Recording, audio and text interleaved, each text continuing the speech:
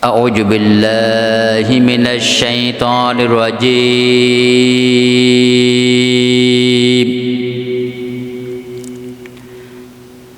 بسم الله الرحمن الرحيم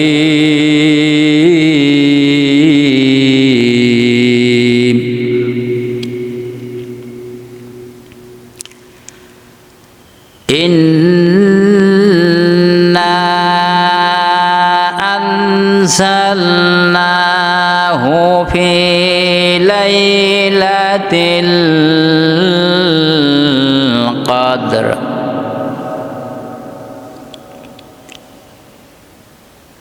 وما أدراك ما ليلة القدر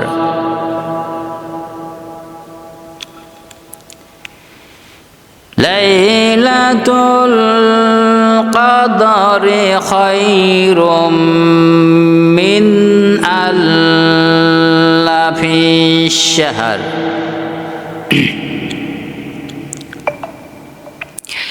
إنا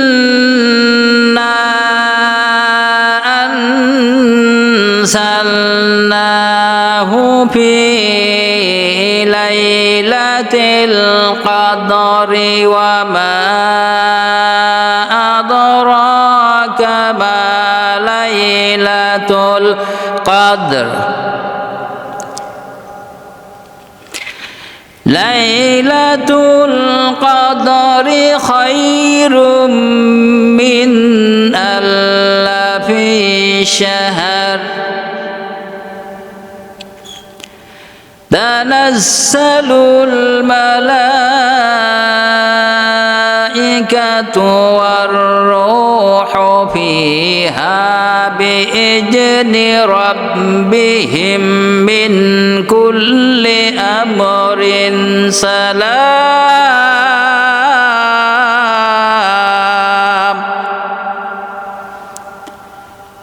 سلام هي حتى مطلع الفجر إنا أنزلناه في ليلة القدر وما أدراك ما ليلة القدر ليلة القدر خير من ألف شهر تنزل الملائكة والروح فيها بإذن ربهم من كل سلام هي حتى مطلع الفجر سلام هي حتى مطلع الفجر صدق الله العظيم ইরশাদ হচ্ছে নিশ্চয় আমি এই কোরআনকে নাজিল করেছি কদরের রজনীতে। ও নবী, আপনি কি জানেন কদরের রজনীটা কি? লাইলাতুল কদর হলো 1000 মাসের চাইতে উত্তম। এই রাত্রে ফেরেশতা জিবরাইল আলাইহিস সালাম তার বাহিনী নিয়ে রবের অনুমতিক্রমে জমিনে অবতরণ করেন এবং সকল সিদ্ধান্ত ফায়সালা গ্রহণ করে থাকেন আর ফরজ নামাজ ফজর পর্যন্ত শান্তি কামনা করতে থাকেন। তাহলে আমরা এই আয়াত থেকে এই কোরআনুল কারিমের এই কদরের ছোরা থেকে আমরা জানতে পারলাম যে এই কদরের রজনীটা 1000 মাসের চাইতে উত্তম, যেহেতু এই কদরের রজনীতে কোরআনুল কারিম নাজিল করা হয়েছে। এই রাত্রিতে প্রত্যেক মানুষের ফায়সাল্লা করে দেওয়া হয় আল্লাহ পাকের তরফ থেকে।